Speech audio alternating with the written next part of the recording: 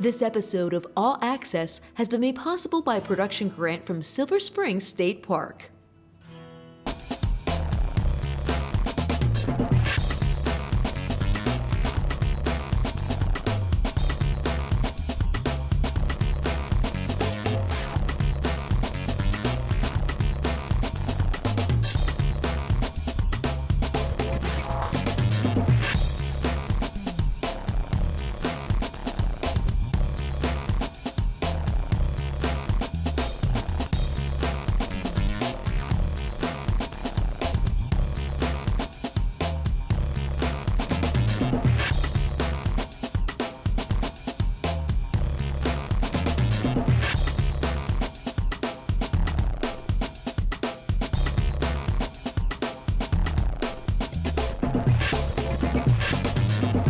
Joining us to give a sneak peek of what's in store for everyone at the Silver Spring International Film Festival is Executive Director Greg Thompson and Laurie Zink from the Ocala Film Foundation. Thanks for being here. Thank you, Tara, for having us. This is great. Yeah, we're excited. Now, I know you have films from 37 countries and 13 different U.S. states submitted. Yes. It's going to be a huge international event, isn't it? Yes, it is. Yes. 54 films screening through the weekend. Wow, Yeah. So exciting. So the dates are April 3rd to April 6th, right here in downtown Ocala. Right here in this theater that we're in. Now, That's right. tell us about how you came up with this idea, because I know you're the creators of the festival itself. Well, it was a very interesting evening that started out with just chatting and having a glass of wine. And on the first bottle of wine, it seemed like a good idea. By our way into the third one, and 1 o'clock in the morning omelets, we realized this is a great idea. Great idea. And believe it or not, Laurie went and told other people in town who said, "You're right, and the wine is a good idea too, but the film festival is a great idea." So here we are, and we're going to give you a great opportunity to come and enjoy the food and the wine and the films. So we'll have lots of wine and food and film. Absolutely. That's the whole backbone of the festival. Sounds like a great party. Exactly, it is. It will be. Well, obviously, I know coming up with great ideas while you have wine in you is one thing, but actually bringing it to life is another thing. And that's what you've done here with our first annual Silver Spring International Film Fest. So what is so important about bringing this all together and having this showcase here at the Marion Theater in downtown Ocala? Well, great. Well, one of the important things is, and you're right, like I love getting the idea. One of the things that Laurie is particularly good at is creating a sustainable idea, or the sustainability behind an idea, and bringing the right team together and so on and so forth. And so that was the really critical piece in the puzzle. So that conversation was actually more serious-minded than I lead you to believe, because I knew that was the right person to do that, and it's proven to be true. So we have an incredible board of directors through the Ocala Film Foundation, which Laurie can talk to you more about the two entities, because there really are sort of two entities that work together to create this festival. And she's the executive director of the Ocala Film Festival, and I'm the festival director for Silver Springs International Film Festival. So it's a little confusing, but that's part of why we're here, is to help everybody understand what we're really doing. Absolutely. And as the Ocala Film Foundation mission coincides with what we're doing here at the Silver Springs International Film Fest, maybe you can tell us a little bit more about that too, Laurie.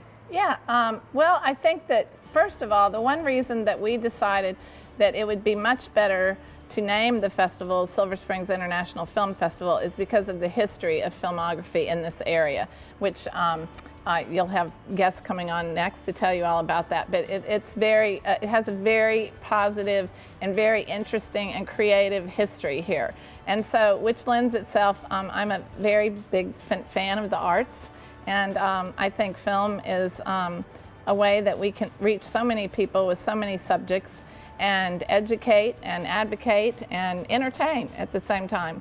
So we decided, in order to do that though, yes, we wanted to bring a film festival to town, and ultimately 2 a year to town, 2 different types of film festivals. But a huge part of what we were really interested in is what we could do through bringing these here.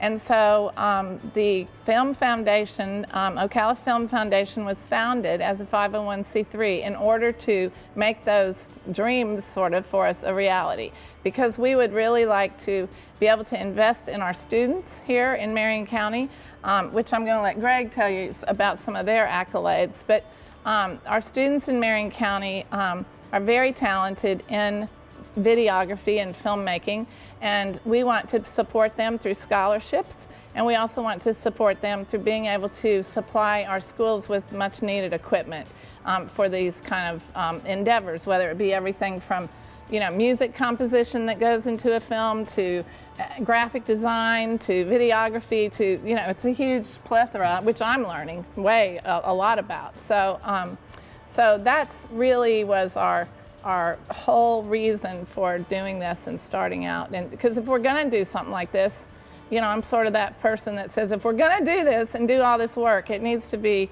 meaningful to a lot of people. And because we've done it that way, our community has just bought in a huge way. I mean, there really is just an amazing amount of support for this idea. So it's a Ocala community event. Yes, absolutely. It's not just international, and I mean, that's an important part of it, but the community, people coming together in the community in ways that I don't think anyone's ever seen, really, truthfully. Yeah. The downtown, I think, has worked so hard, and I think they've seen that this is really an event that can pull them together more so than anything that's ever been done. Everybody loves film. It's such a universal thing, and as Laurie says, because it involves it. We have something on our Facebook that says, that it's going to engage all the senses. Well, it does. Think about your favorite food movie that you sit there and go, oh my God, now I'm so hungry. Yeah. That's why we have commercials that talk about restaurants and so on and so forth. I mean, they really do. All the senses are engaged with film. And so I think that in and of itself really pulls a community together, a world community, but also a local community here, and it has done that. And I'm really excited for the fact, I can't wait, well, I can't wait for the response from our viewers of this film festival, because we are actually bringing countries to our community, places that people don't know and may never get to go to or may never see. And some of the issues that'll be discussed through these films are things that we sitting here doing about our daily lives in Ocala, just don't really have a vision of how the rest of the world, all of it, how other people have to live. And so I'm so excited to see how, what we can all learn and glean from that. So. A lot of people don't realize that Marion County's media students are actually leading the state in media production. The last 11 years, they have killed everybody. And that's Miami-Dade, that's Orlando, that's Tampa, Jacksonville, all of them. They submit more finished products and they win more all the way to the state level and go on to the national level. So that was a big, and I learned that because I've had the good fortune to host their media festival for the last couple of years, and we'll be doing it again this year in May. And so I got educated about it and was very excited to see that that's going on. And at a time when our schools are struggling, it was a really important piece in our puzzle to say, well, how can we take this and turn it into classroom grants and scholarships? And so that is part of our business plan. And one thing we've done that I think is unique to this board is that we will always have a student slot on the board. And we have a wonderful young man who I think you're going to talk to later who stepped up to that job this year. And but we will always have a student representative on the board so that we can really do what our mission is to reach out. It's like a ripple effect through the generations. Exactly. Yeah. Well, and you're going to talk to Bruce Mozert later, talk about the generations. Yeah. And that's one of the neat things about a film festival is you're here to make history with us. And as I've said to people, you're going to see at this festival what your friends are going to rent a year from now. Because this is the incubator. This is where these films really come from, are the festivals. And it's from people coming out and seeing them and talking about them that gets people knowing about these filmmakers that are making stuff that you might not otherwise see. And then the distributors go, oh my gosh, people are talking about that film. We got to look at that. Is that good? We want to get it. We want to broadcast it. We want to put it on the screen or whatever. So I think that's an important piece. And they are coming from all over. We are sort of tunnel vision in thinking that Hollywood is the be all and end all. But the film industry started in Europe long before here. It just happened to be that Thomas Edison took it and made it a little better with his inventions, and then people like Bruce Mozart took it and said, we could do it underwater too. And we innovated and sort of monetized it and created a model that made it something that could be put back into the world. So it's cool to be part of that, and you really are part of that as a festival goer. Now, speaking of that, I know there are a lot of different film categories that you've had submissions for, but there's a specific special interest category that pertains to films just in the area of Ocala, Florida. Could you tell us a little bit more about that, Laurie? Yeah. We have 3 special interest blocks. One is called Green Screen, and obviously that deals with environmental issues and the environment as a whole. So since we all are here in Central Florida where we have such a pristine environment, we thought that was just absolutely the right fit. And it has been. Some gorgeous films have come from that. We also have horse fever. So here we are sitting in horse capital of the world. And so we have invited horse lovers, and will love some of the films that have come from all over the world regarding horses. And the third one that we're really excited about is a film block called Cinemagic.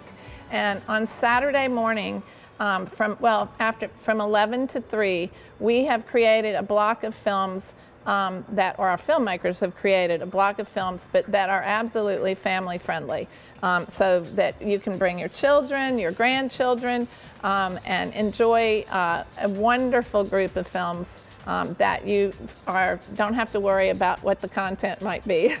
So. Yeah. No covering the kids' eyes. No covering the kids' eyes or anything else like that. And among them are a feature film that's a 7-time Festival Award winner that's doing really well right now, with Corbin Burnson in it, and Richard Karn from Home Improvement. And then there are a couple short films that are really remarkable. One is called Kanye Kanye, which is a small town, actually that is a small town in South Africa, and that's where it takes place. Yeah. It was an Oscar-nominated short film, has won several other big awards, and another animated short that's incredible. It's called Rabbit and Deer. It's a Hungarian student. It's actually a student film. Has won the 2 biggest animation festival awards in the world and a special mention at Cannes.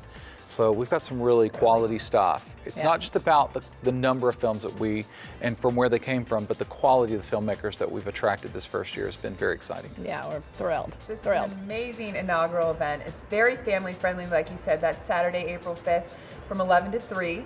We're going to have all that family fun, friendly films. Yes. Say that 5 times fast. Yeah.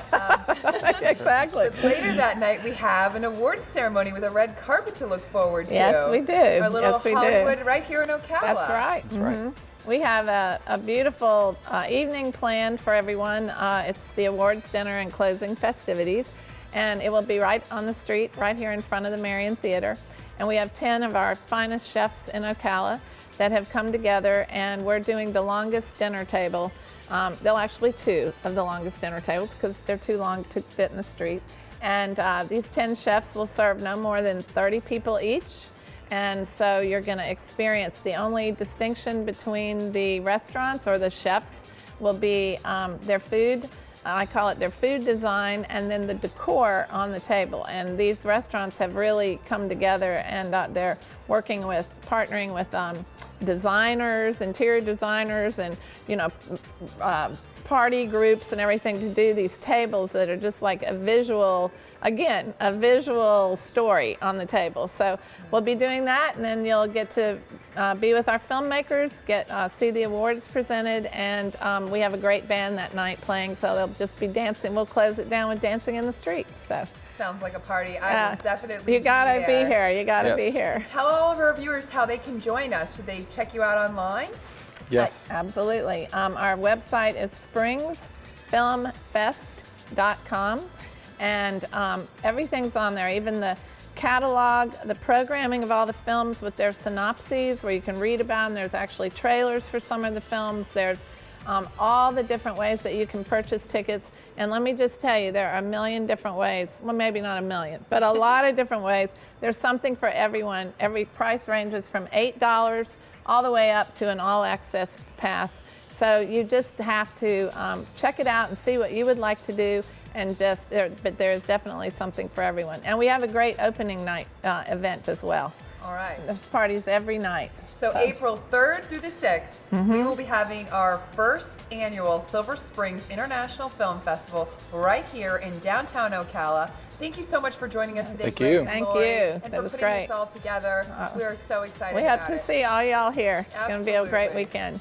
All right, now I understand that we are going to put the Emmys and the Oscars to shame with the trophy you've designed for this year's award ceremony on Saturday, April 5th. Tell us more about that. We are going to do our best. Yeah. There was a great call to artists that Laurie put together. As she mentioned too, this is an incredible arts community here in Ocala and in the Central Florida region. So we put out a call to artists, and there were about a dozen entries, and one of them really puzzled us at first, but we really liked it. And then when Laurie said, "Don't you recognize what that is?"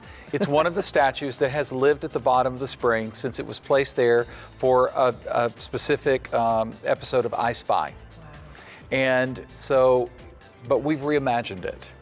It's going to look like a piece of ice. It's this beautiful sculpture. We're working with a great company, BJ Trophies here in Ocala, has created a positive from that for the molds. In fact, it's right now they're being made. So they're exclusive to the festival. You can only get one here.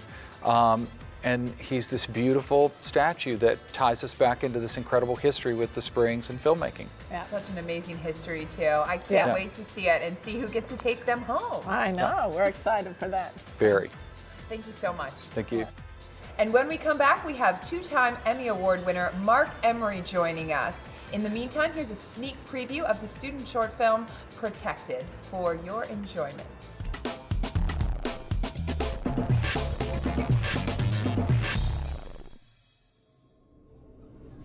I've heard your crap already. I don't care to go to college. I don't care to do anything you tell me. Stop controlling my life. I'm your dad. I know what's right for you, and it's definitely not all these parties. You need to take control of your life and stop wasting it. Oh, I'm wasting my life?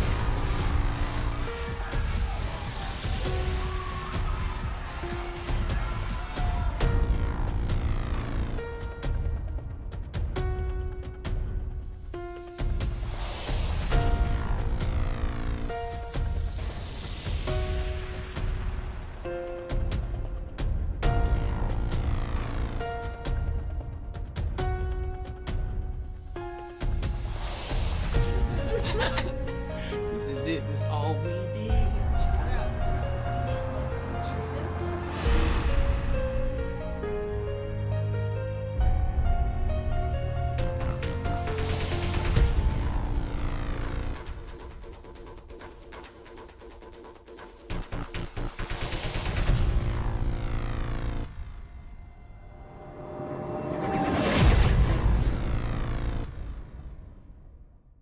Hi, welcome to All Access. I'm Tara, your host. Joining me today is Josh LaSelva. There you go, LaSelva, yep. LaSelva, he is the student liaison for the Silver Springs International Film Fest, and he's going to tell us a little bit more about why students are so involved in the movie making process here in Silver Springs. Welcome, Josh. Thank you. Well, first of all, there's over 40,000 middle school and high school students within Marion County. Now, it's a huge number. We go as far south as Denellen to as far north as North Marion.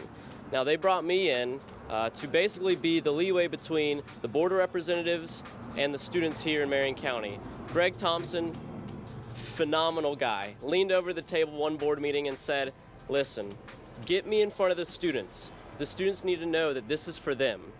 We have seminars set up with Bruce Mozart, Mark Emery, Greg Thompson's also going to be doing one.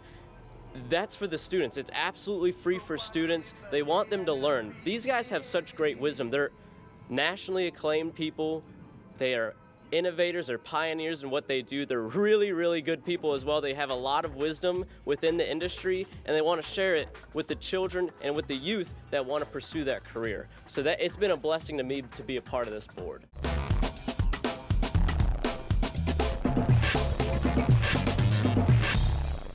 Welcome back. I'm Tara Patten, host of All Access.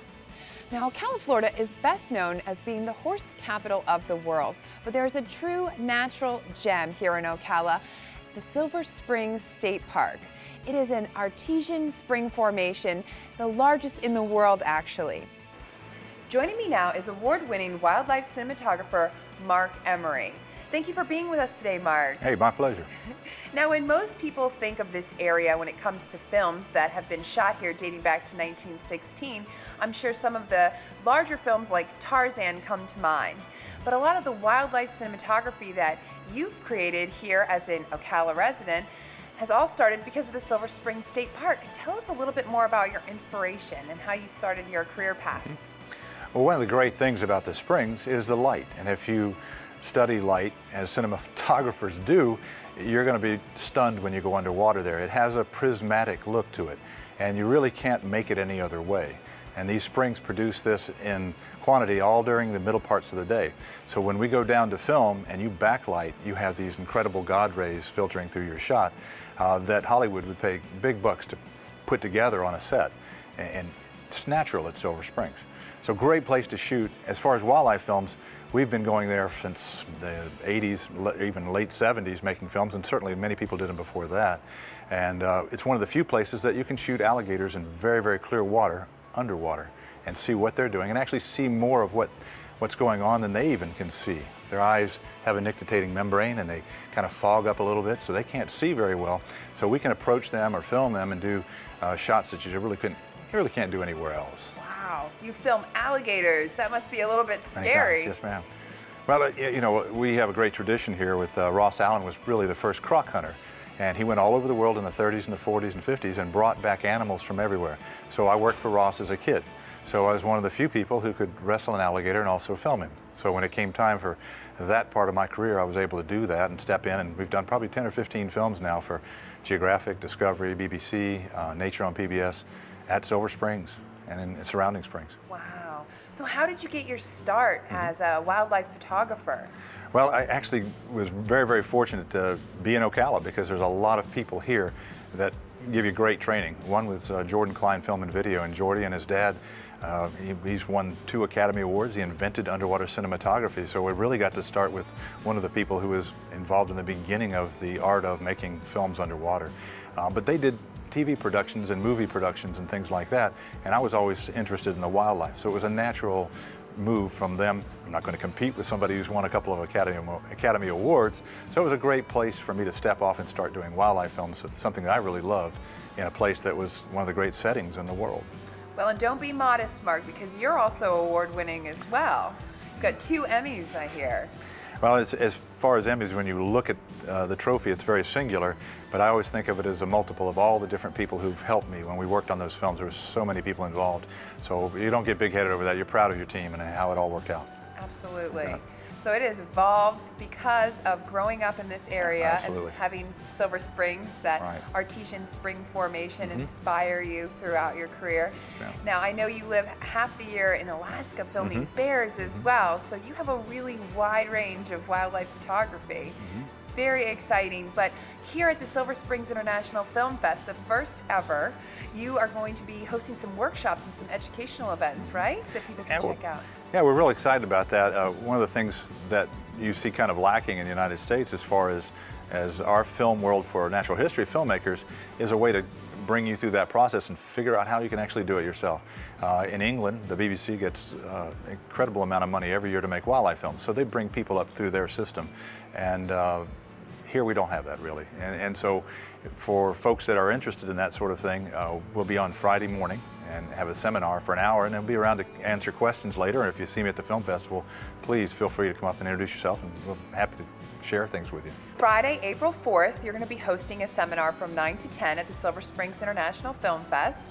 And it is free for students with a student ID. Yes, ma'am. And everyone should just go to springsfilmfest.com and find out some more information about that, get their tickets so they can join Mark Emery and find out more about the springs. Now, are you doing any tours of the springs? Yeah, we're looking forward to talking to some people. If folks at the film festival want to see locations and see what it looks like, they can get a hold of me, and there's a good chance we can get them out there and take a look at Silver Springs, weather permitting. Just show them what kind of light we're talking about, why it's so special. Amazing. Yeah. Mark, I understand you actually have some of your own work in the film festival. Oh, yes, ma'am. Sure do. When can people check that out? I'll be on Saturday morning and look for Untamed America. It's a series we did 5 one-hours for National Geographic. There'll be 2 different one-hour shows in the program. So for all of our viewers at home, check out Untamed America by Mark Emery. And how else can people find out more about your work? I know you have some amazing libraries online. Sure. And you can look for us also on the web, and there's a Mark Emery website, and also on Facebook we have a large following there where folks can come in and see what we're doing as we're doing it. So. Wonderful. And what's that website, Mark? The website is just markemeryfilms.com. markemeryfilms.com. Check it out. Thank you so much for being with us and sharing your story. I'm excited to see your your project as well. Right. And we're excited for this festival. So Thank you. Appreciate your time. thank you, Mark. We really appreciate you. All right. Next up, we have Heather Snively, a producer of a short film about the Villages, also a neighbor to Ocala, Florida. And here is a sneak peek from Gordon Family Tree. It's a little preview of one man's journey about the discovery of loving what you do and doing what you love.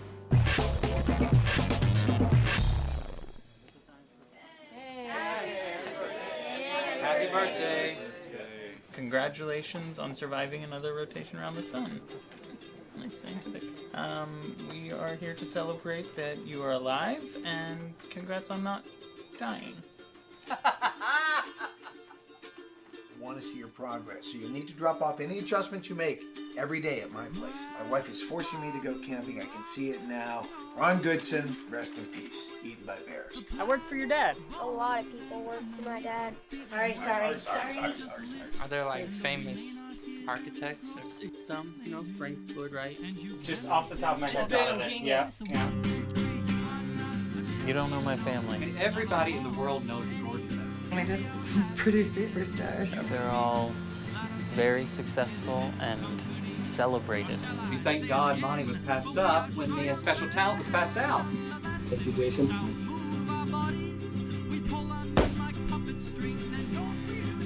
I'm so sorry, that was a complete accident. I have been very blessed. Nobody asked you. I'm pretty sure Bree did. What room number are you in? It's in that corner. But, What? I spent all weekend getting to build and work with my hands, and I loved every second of it. This is not what I want to do. This isn't where I want to be. So I quit. So what are you gonna do now?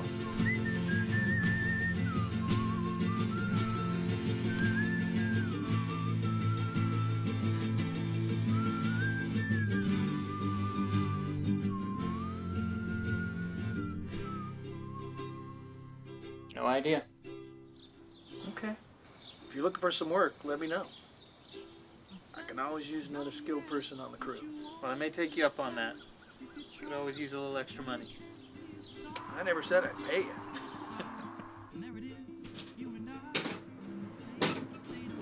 Glad you got your door fixed.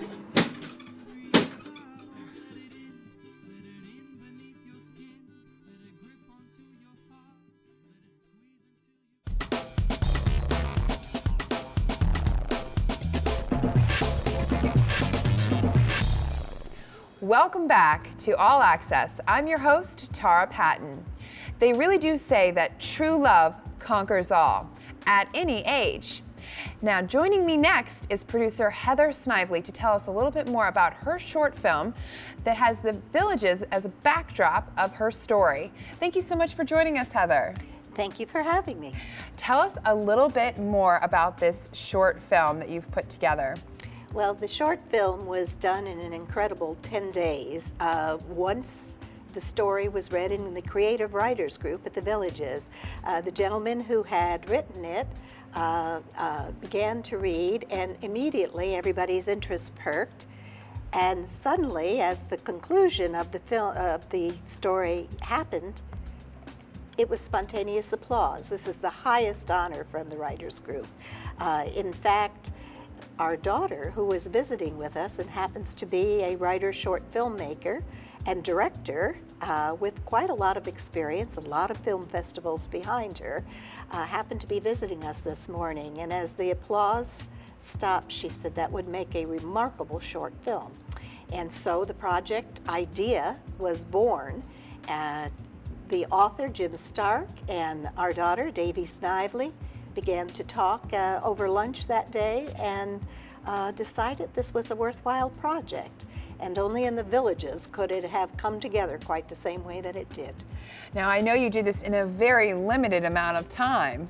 So tell us about that, how this all happened. So anything is possible if you have an idea and the passion to make it happen, right? Well, you're exactly right, because the original plan had been 2 trips into the villages for audition and casting and getting props set up and all of the things that come along with filmmaking. And then the second trip, a month later, would be the actual filming. When in fact they got together, they realized there was only one 10-day of opportunity to do this filming. And so they found 10 days at the end of January, beginning of February. They were able, because the Villages has a network of about 1,000 actors in a online availability, they were able to put out an open casting call. And we went the morning not knowing for sure whether we were going to have a turnout, auditions would take place or not. They did. 25 people showed up.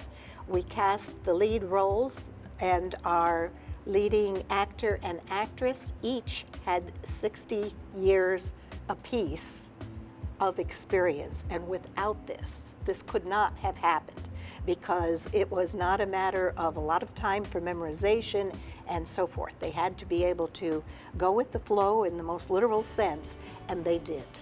So you got some great experts involved that really helped hurry it along, huh? 100% true, and we also had some that came in and said, we'd really like to be extras or cast or anything we can do, just don't want to be right in the forward of the film. And you always need those people. They're invaluable in a project. Absolutely. It's great that you sparked that much interest amongst them to be involved. Now let's talk about the project.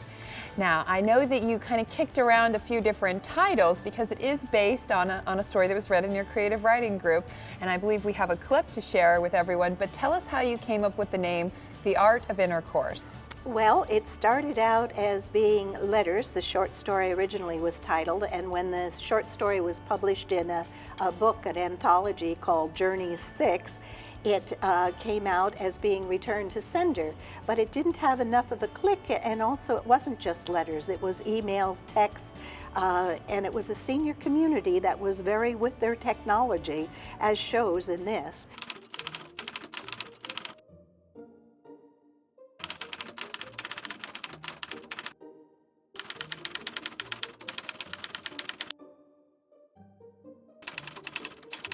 Oh, Maxine.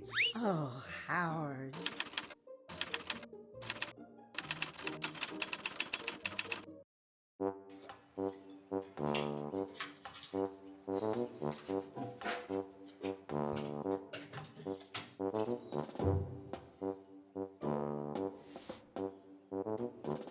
Dear Howard, I hope this finds you as miserable as you have made me these last few days. I thought we had something special. I'll never forget that day at the park. At last, I thought, after kissing all those frogs, I'd finally found my prince. Everyone needs to check out your 7-minute short film. It's a gem. And it's very inspiring. I'm so glad you got everyone involved in the project in the Villages. And also they can check out more about your director-daughter at debbiesnively.com as well. That's correct. But we want everyone to come down to the Silver Springs International Film Festival to see The Art of Intercourse, produced with the wonderful Heather Snively. And thank you so much for joining us today, Heather. Well, thank you. It was my pleasure. His images of Silver Springs are iconic. Next up, we have underwater pioneer and photographer Bruce Mozart joining us. But first, take a sneak peek at this dark comedy, Quitter.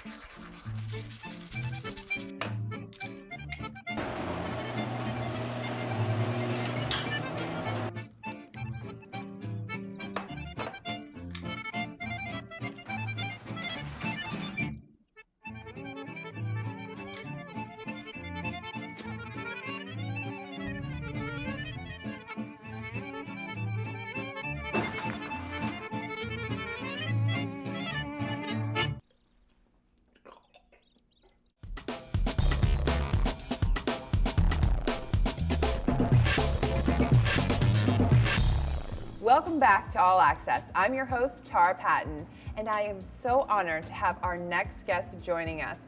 We have an iconic innovator of underwater photography, Bruce Mozert, and one of his leading ladies, Betty Haskins, joining us to tell us about the history of underwater filming here in Silver Spring. Thank you so much for being with us today, Bruce and Betty. Well, you're welcome.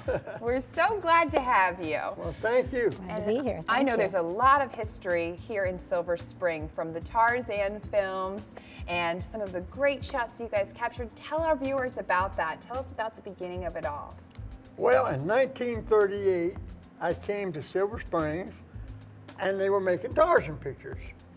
So I was introduced, Wilton Martin, he came down there, the production man, and we went down and he introduced me to Tarzan, and he picks me up over his shoulders and he says, "I'm glad to meet you." It was so funny. Anyway, I noticed they were making pictures. They had an old barge there, and they had a thing look like a 55-gallon drum with a hole and a window in it, and that's the only way they made underwater pictures then. And so basically, I asked Mr. Wilton, I said, "Can I go to work and make a case for my camera while you're here? I understand you have a beautiful shop down there. You build glass-bottom boats, you've got all kind of tools, and I'm used to those."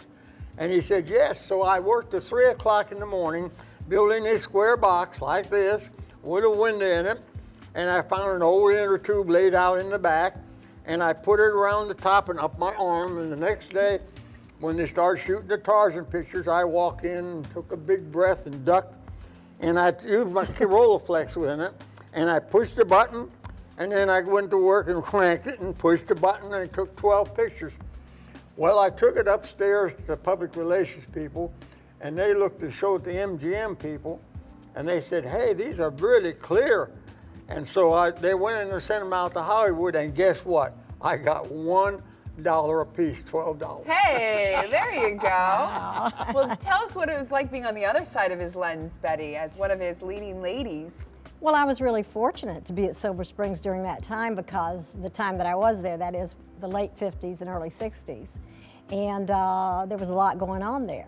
There were film crews coming from everywhere. They sent me to New York and to Chicago and Boston to all the boat shows, and I did a lot of promotion work for them, was in a lot of beauty contests as Miss Silver Springs. And working for Bruce and with Bruce was always great, and it was a challenge because he knew exactly what he wanted in a shot, and a lot of times it was very silly or funny or whatever, but we always came out with a really good picture, and we were on wire services and all kinds of newspapers and magazine covers. And now, what picture did you film with Bruce? well, the movies that I appeared in several Sea Hunt episodes as an underwater stunt person. I know people are familiar with that. Yeah, they are, and it was a real popular TV show. And one of the ones, they put me in a trunk in the bottom of the big spring at Silver Springs, and I wore it was a magic show, so I had a straight jacket, and they placed me in the trunk, put the chains around the trunk, and then the diver had to come in and let me out of there. So actually it was a little dangerous because I got a big gulp of air, and then they locked me all up, and then I had to hold my breath until they came and got me out. Oh my goodness. So that was just one of the exciting times that we had there. There was a lot. And then one of my films was, a big film I guess, was with Jerry Lewis in Don't Give Up the Ship, where I played a mermaid. Oh, wonderful. And wore an huge tail. Yeah. We worked on so many. Neat. Yeah. We worked on so many films at Silver Springs, and so many actors and so much. I got into it. I had to join the American Society of Cameramen, and that's the only way I could get into motion pictures. So I did get into them, and I got to working on so many films with so many actresses that really and truly I can't remember all the names. I worked with just absolutely, I'd say 30 or 40 different actresses. Some are very temperamental. I mean, real temperamental. Not Betty, of course. Esther Williams. Esther Williams, I worked with her. And you know what is a funny thing about Esther? She loved her martinis. But I tell you, one morning she was sitting up on top of a boat, and the sun was shining in the beautiful blue sky. We looked up there. I said, "Esther," I said, "wouldn't that make a beautiful color picture of me taking you against the sky?" She looked over her shoulder. She said, "Yeah, I'll take it." And you know what? From then on, I was her friend, and she wouldn't even allow the Star Banner to go in there, the local paper. I went and shot pictures. I must have had a stack like big, and of different ones she allowed me. And I don't know how we just happened to hit it off. When I was a young man, I took applied psychology in New York. Maybe that helped. Yeah, well, you've got it all figured out, Bruce. Can you give our viewers maybe some tips on how to live a long, happy life in this industry here with underwater photography and in the film industry together? It sounds like you really hit it off well with some big stars. Well, I've been all over the world, and I went down South America with a film we made on underwater porpoise and papaya, and we're 2,000 miles up the Amazon. And I'll tell you a little story. I'm in a dugout canoe, and in front of me is a woman sitting there with a torn shirt, and then a guy with some fish, and a little motor in the back, and the water about to run over that side of the boat. As we went up the Amazon River, I said, Lord, I know you were the first one to walk on water. This is going to be the second one. But we did a lot of things, explored. Mercury outboard motor was a very big example of what we did work with. Mercury outboard motor, we shot all through the South in there. We had as high as 4, 5, and 6 national covers of magazines a month. That's unreal. I'm not meaning it braggingly, but I mean truly and funny how it took. And the best thing is how did underwater start and how did it go? Well, it was simple. There was no underwater photography, and when we sent the wire floaters to different wire services, we sent underwater pictures. They used them. And the reason they used them is because it was never done before. And we got so many wire floaters by the thousands all over the country that Mr. Ray come in there, he had to pay 10 cents a piece for the clipping. And he said to Wilton one day, he said, Wilton, this thing's costing us a lot of money. But underwater, that was in the ground field, the early part of it. And so I was just lucky I happened to hit the early part. And everywhere was my background from my parents and myself, get my sister, also a famous artist. And the background is everything that I had to do with, it all tied in with Silver Spring. And I was really fortunate too because I was trained by the creature from the Black Lagoon, Rico Browning. He gave me all kinds of instruction for using scuba equipment. It was really new. It was not recreational at that time. The Navy SEALs did it and other people did it, but since it became a recreational sport, it was, like Bruce said, people were extremely interested in seeing all that, and the underwater stuff was just fascinating for everybody. That's so cool. It was cool. Betty, what are you most, and Bruce of course, what are you most excited about with the Silver Springs International Film Festival, groundbreaking event happening right here in your backyard, April 3rd through the 6th? What are you most excited about seeing at the festival, and what the underwater film industry has up next? Well, I think it's just fascinating and very exciting that they're bringing that here, and people from all over different countries are coming to show their film here. And it's the beginning of something we hope that'll just go on and on year after year and grow. Be great. Well, we got such a good background here. People don't realize what we have in this horse farms and various things in the areas. Out here in the lime pit, people don't know about it, but if you want to get the west, all you got to go out to a lime pit and go down inside and you're at the Old West. True. I mean, people don't even realize that. We used to make films out there using the old lime pits as the background, and all old rocks and the water and the different things. And the cowboys and the Indians, you can put the whole thing in there, and right here in Silver Spring, I'm right in Ocala. There's locations of all kinds here for the film industry. Thank you so much for being with us here today and sharing that amazing story with us, Bruce and Betty. We really appreciate that, and we're looking forward to having some fun with you at the Silver Springs International Film Fest. Great. Check out more at springsfilmfest.com on how to get your tickets and how to come meet some legends in the industry. Thank you so much for being with us. Our All Access Pass is up for today. I'm Tara, your host. Until next time.